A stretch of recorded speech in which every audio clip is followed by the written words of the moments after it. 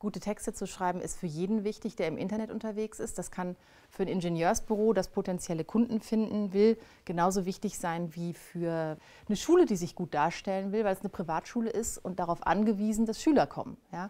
Also jeder, der irgendwas zu verkaufen hat, irgendwelche Kunden gewinnen will, der braucht gute Texte, die die Leser dazu bringen, sie von Anfang bis Ende zu lesen. Das ist ganz wichtig. Um einen Text zu schreiben, der beim Leser wirklich ankommt, muss ich ihn ab der ersten Zeile haben. Ich kann mir keinen öden Einstieg erlauben, ich kann mir kein langsam Reinkommen erlauben, das muss auf 1 stehen. Das heißt, der erste Satz ist total entscheidend. Die meisten lesen gar nicht weiter als bis zur Überschrift. Dem Leser nutze ich mit meinem Text dann am meisten, wenn ich ihn in seiner Welt abhole.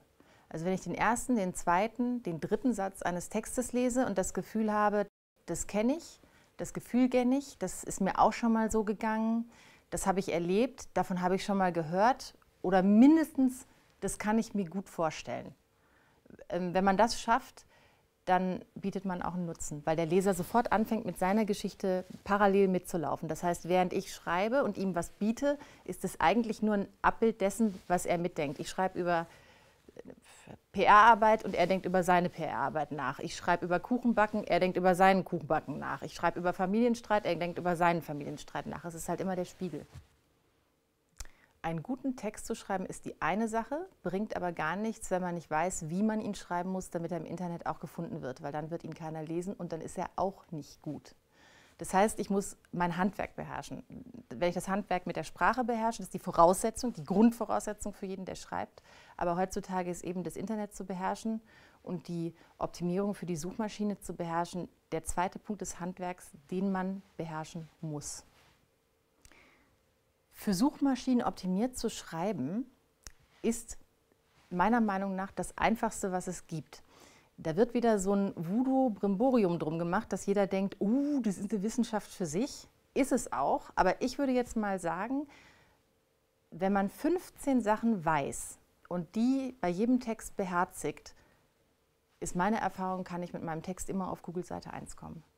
Also wenn ich sagen müsste, es gibt eine ganz wichtige Sache, die man beachten muss, um in der Suchmaschine gefunden zu werden, also wenn ich mich auf eine Sache festlegen müsste, würde ich sagen, es ist die Kunst, das richtige Keyword zu finden. Ich muss wissen, worüber ich schreiben will und ob das von Menschen gesucht wird. Vor der SEO-Optimierung muss man überhaupt keine Angst haben. Ich weiß das, weil ich am Anfang Angst hatte. Ich habe mir einmal angehört, wie das geht, habe das dann in einem Text selber versucht umzusetzen und habe sofort gesagt, nee, das geht für mich überhaupt nicht, weil ich schreibe meine Texte immer so und das bringt mich voll aus dem Schwung.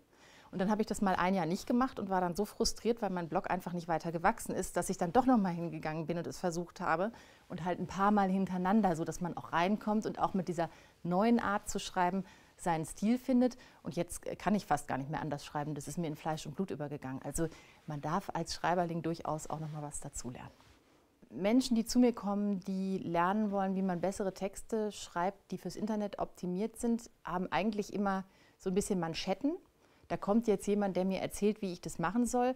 Dabei ist es eigentlich so, dass wenn ich mir ein paar Texte schicken lasse und da mal drauf gucke, kann ich direkt sagen, es gibt so 10, 12 Sachen, die derjenige immer wieder suboptimal macht. Ich sage jetzt extra mal nicht falsch, aber zumindest doch falsch, um im Internet gefunden zu werden.